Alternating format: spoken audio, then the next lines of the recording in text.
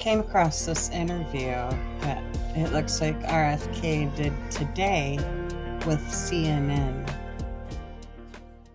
You have been placing nearly all the blame on the COVID pandemic and the way that the U.S. responded to it squarely with Dr. Fauci. But of course, he worked for President Trump. Does President Trump also deserve some of the blame?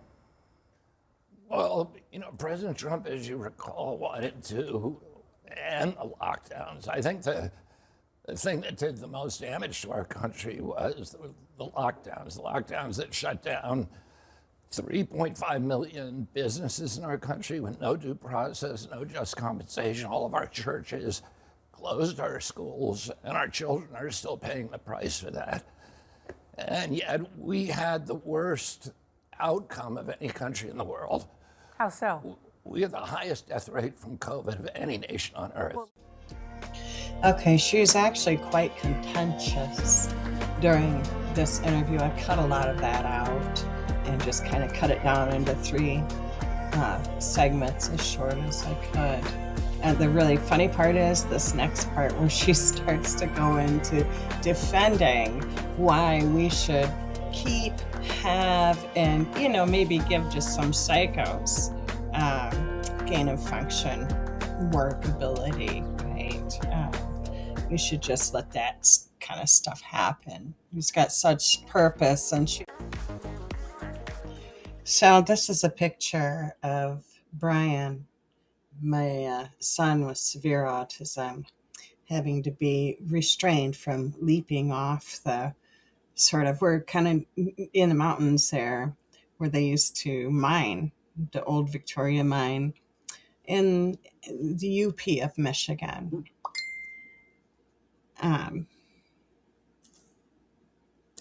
So that's his dad holding him back, because there's kind of like a thing called a fearlessness in severe vaccine injury, right?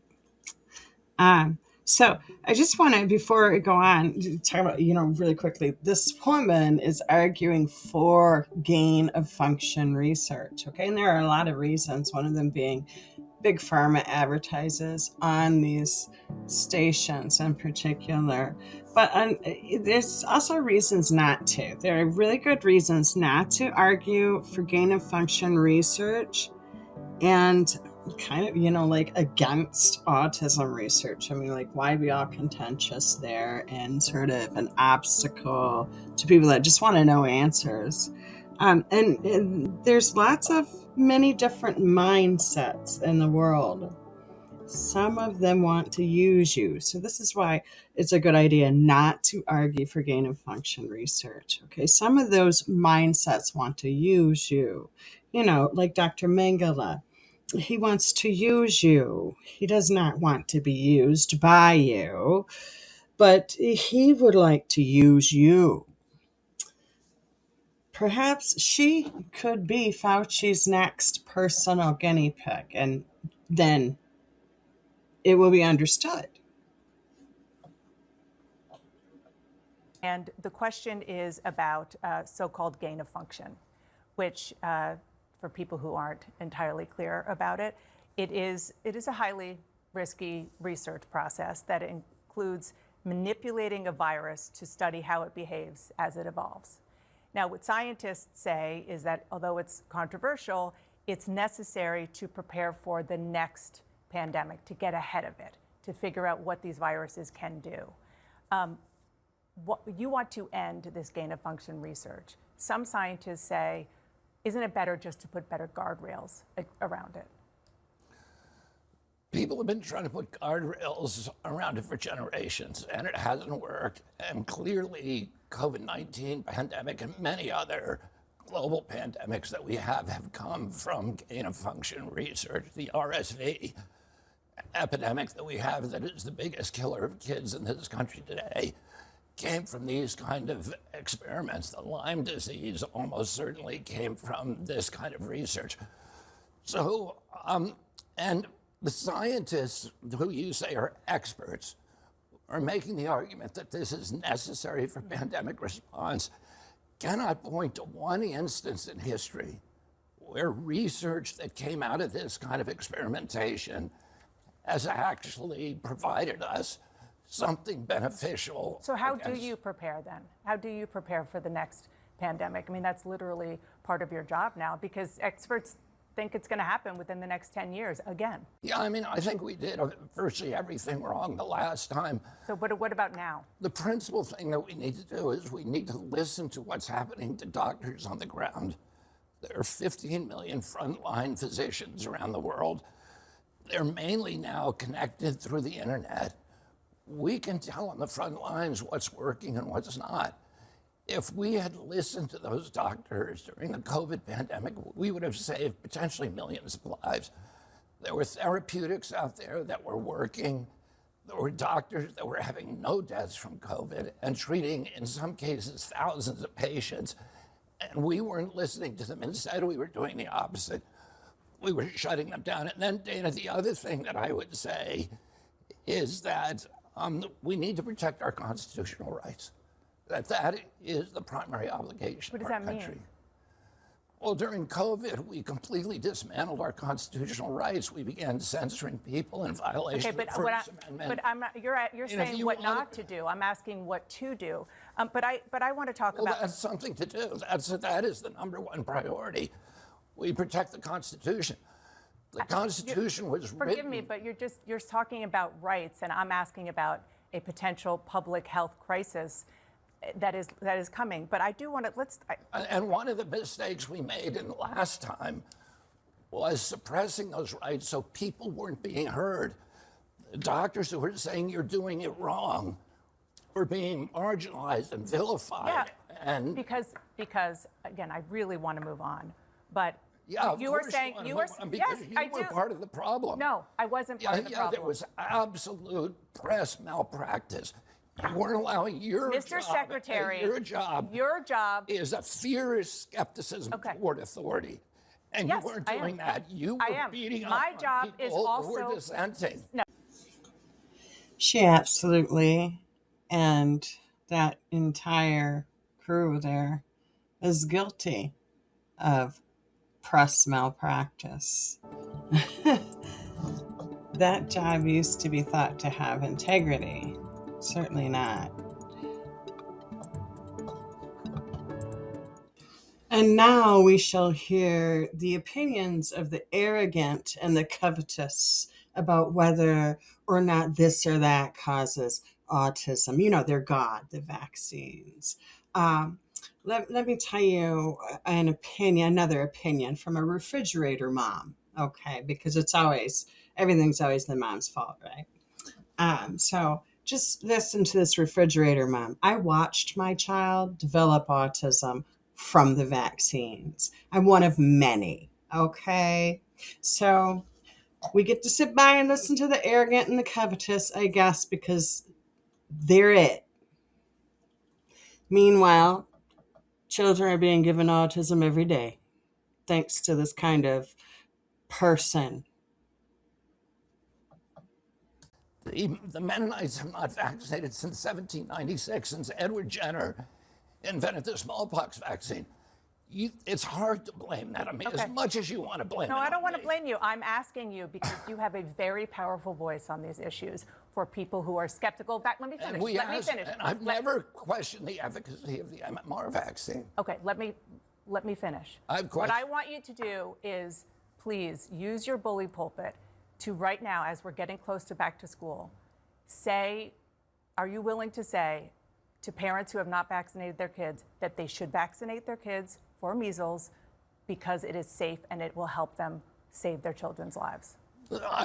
We tell people on my websites, my public pronouncement, right now, look into the camera. Right now that parents should get their children vaccinated for measles. A measles vaccine is effective. It stops measles in about 97% of the cases. So people should get vaccinated. Can I ask you, the Wall Street Journal reported that the president is pressuring you to conduct studies probing the link between vaccines and autism. Is that true? Did you say probing the link? I'm just quoting the Wall Street Journal, that the president wants you to go further to probe the link between autism and vaccines. He certainly does. Okay.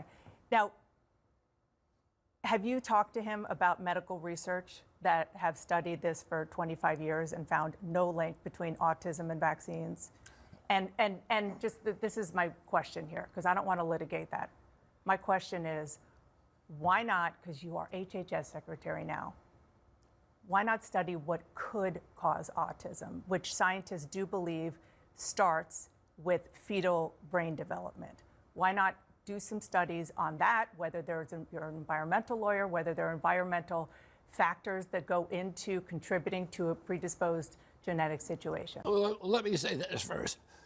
We're doing all those things, and that's one of the ways that we found Tylenol. There's 73 studies out there that link Tylenol exposure during later pregnancy and during the perinatal period to autism onset. But you are wrong when you say that this issue has been studied. It has been studied, and you're rolling your eyes, Dana. But I am, because I don't want to have you use our air to say this. There have been more than 40 studies involving 5.6 million people to conclude there is no link between vaccines and autism. This is the head of the Committee of Infectious Diseases for the American Academy of Pediatrics. And now let me tell you what the Institute of Medicine says, which is the National Academy of Sciences, which is the ultimate arbiter on vaccine safety, and which it does not have an interest in this debate. It says that none of the 8 vaccines that are administered during the first 6 months of life have ever been studied for a relationship to autism. It found 2 studies, one on the DTP vaccine that showed that it does cause autism, and one on the hepatitis B vaccine that again suggests that it does cause autism. The Institute of Medicine dismissed those 2 studies because they were based on CDC's database.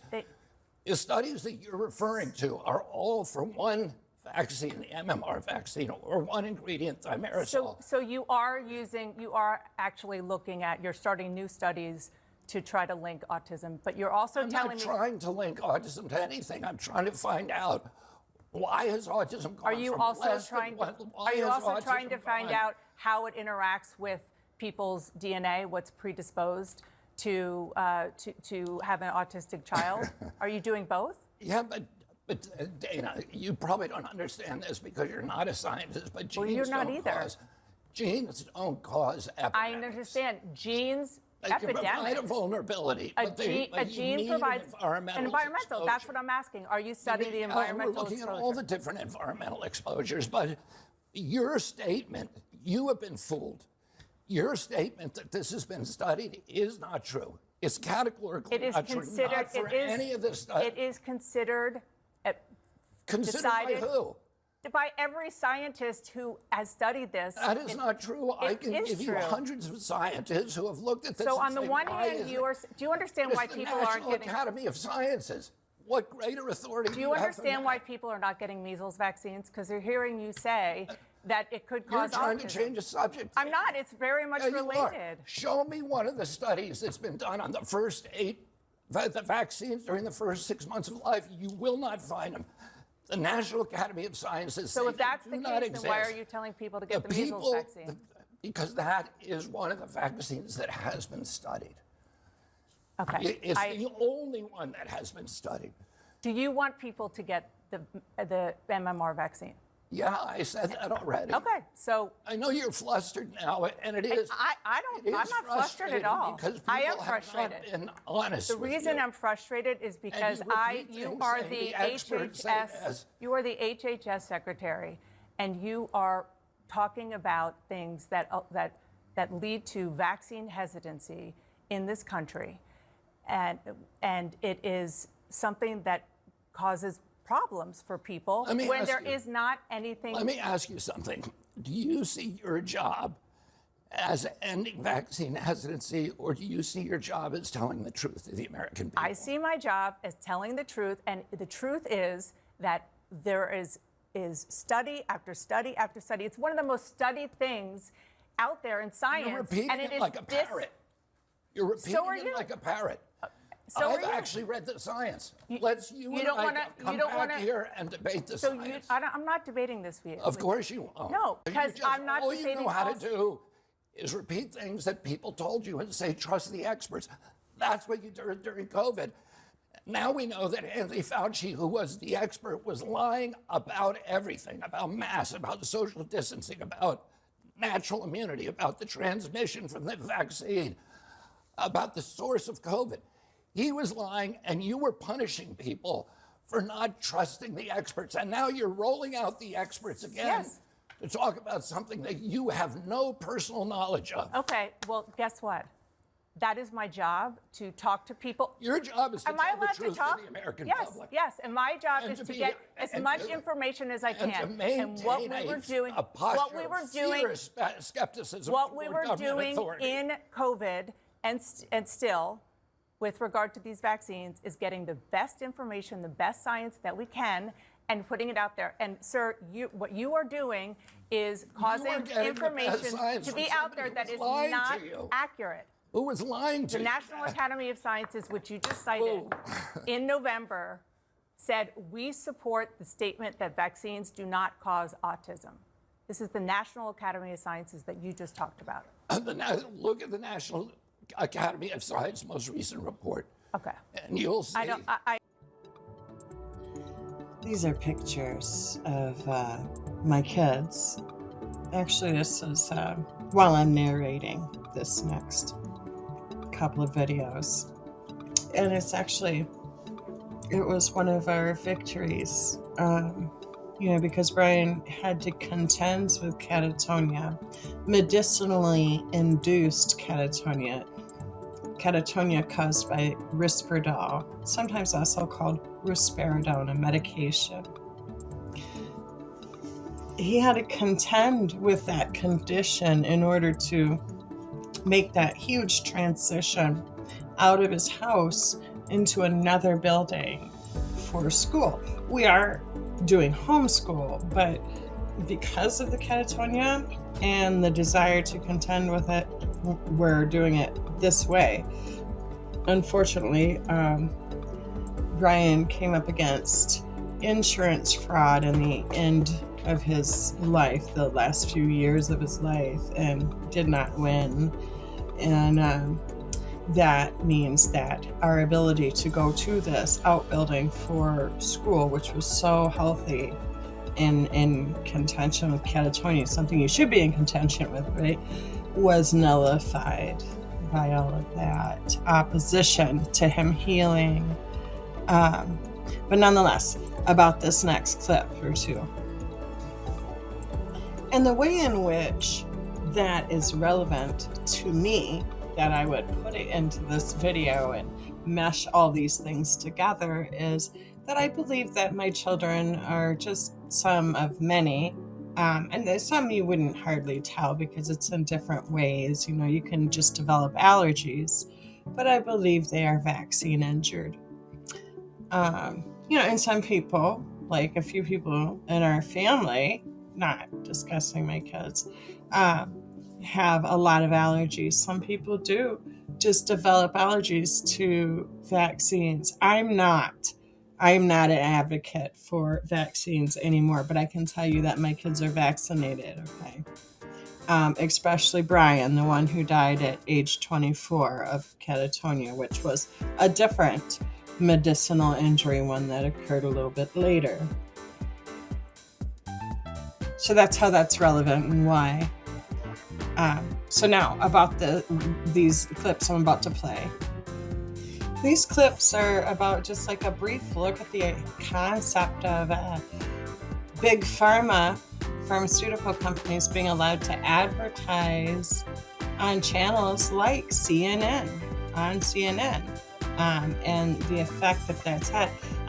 It's had a lot of effects from just like a perspective of out here in the world as anybody. There are some people, journalists, that are far better, but far more ostracized or obscure or whatever, because they're not on big pharma channels.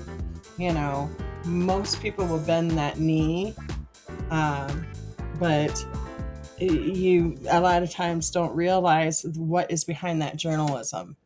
Like there's a reason this woman is arguing for the vaccine. So she might be brainwashed and persuaded, but she can't argue against them.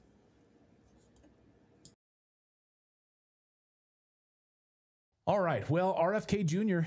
admitted on camera the real reason that these drug companies buy so much airtime on the major networks. And he is going to war right now, wanting to crack down on all of these drug ads that could cripple some of these broadcasters. But here he lays out on camera the real reason these drug companies buy so much airtime on the major networks. Watch. The press now gets, the mainstream television networks. And Roger Ailes told me one time that 75% of his advertising revenues on the evening news divisions were pharmaceutical ads. I believe that just by observation, just as a consumer. I mean, you can watch it. You can watch brought to you by Pfizer. If you eliminate big food and pharma from, I mean, just, if you watch the Super Bowl. Yeah.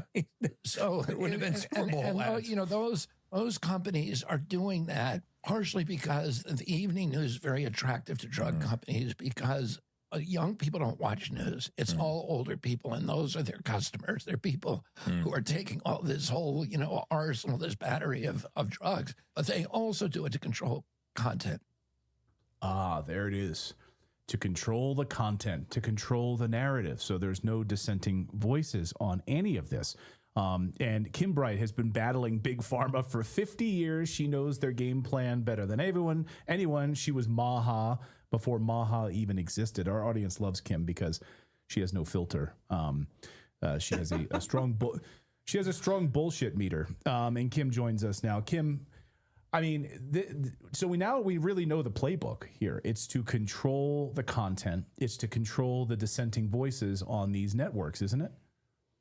Yes. And, they used to market directly before 1981, directly to the doctors. But starting in 1981, Big Pharma started marketing through the written ads. And then 1983 came along, started going on television ads.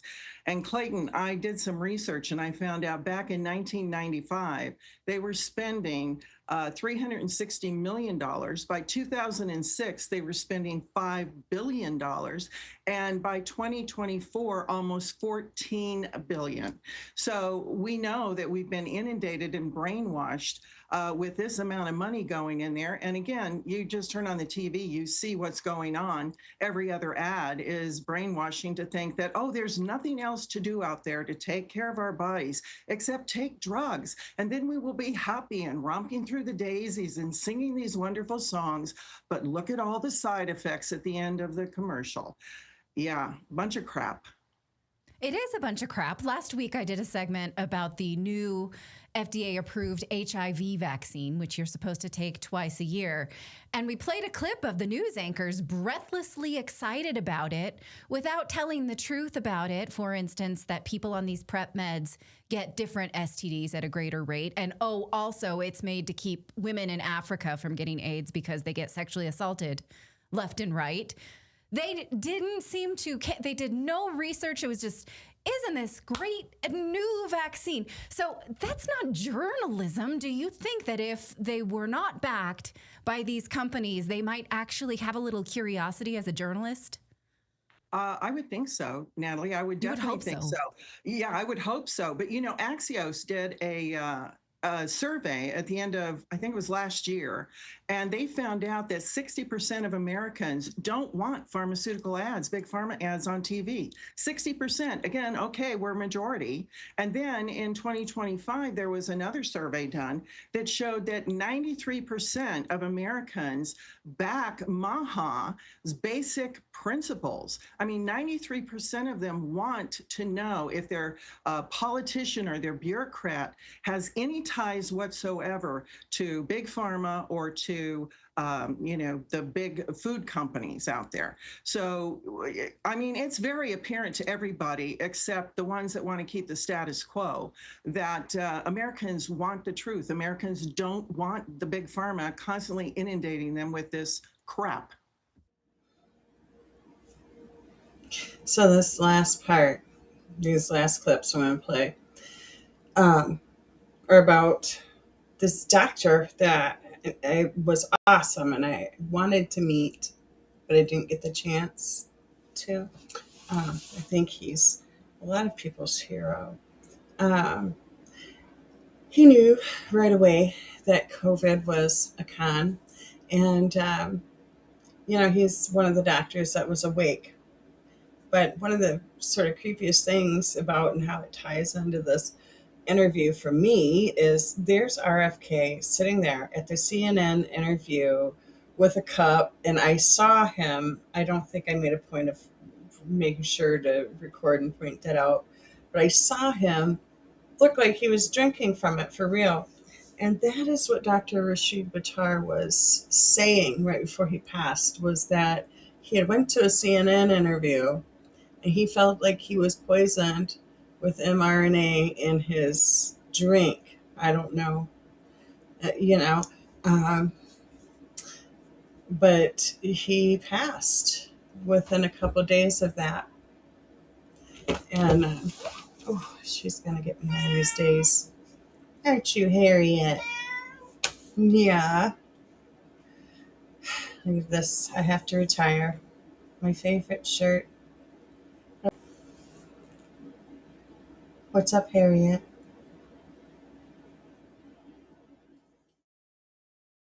I was in the ICU. I had been poisoned with this 200 times the amount of what's in the vaccinations. And I've said publicly, you'd have to shoot me in the head with lead, i.e. a bullet, because I'm never going to take the vaccine. So I was actually intentionally poisoned. And part of it was, I believe, right before that or right after that CNN interview. But regardless of what happened, the message I want people to know is remember the importance of exercising free will. And then also as a default, as a backup, slow down and remember that God is in control. Rest in peace, Rashid Buttar. The deep state got him. I know that it's possible that they could come for me because I'm very outspoken about it. But if you ever hear that something happened, that I died, I'm not depressed. I didn't commit suicide. I'm telling you right now that we need to stand up and fight. So just remember, if something happens to me, it's because I've been telling the truth and they don't want that truth to continue going out there. But I did not kill myself. I am not depressed. I'm very happy. And I am very excited to be alive at this time in human history, because this is the sign of the times. All the stuff that is bad is going away and all the truths are coming to light. Our colleague, our friend, and truly distinguished CNN journalist Drew Griffin passed away in the last 24 hours. I don't want to be part of this mass genocide that I see happening. And I think that what's going on right now will be remembered as the worst time in history compared to what World War II happened. You are raising doubt about a vaccine. I hope I am, because I hope more people take heed of the warning that is necessary. You think I'm vaccinated, right? You think I have a time bomb in me and I'm going to die? Well, I hope not, but I'll be happy to meet you in 3 years and see how you're doing. But you think that's possible? I think that it's probable. You think I'm vaccinated, right? You think I have a time bomb in me and I'm going to die? Well, I hope not, but I'll be happy to meet you in 3 years and see how you're doing. But you think that's possible? I think that it's probable. We have some stunningly heartbreaking news to share with you this morning, that our colleague, our friend, and truly distinguished CNN journalist Drew Griffin passed away in the last 24 hours. Drew had been with CNN for nearly 2 decades. In that time, he was responsible for some of the most impactful journalism of this company in politics, sports, government, big business. He was a good man, a tremendous journalist, a huge part of this network.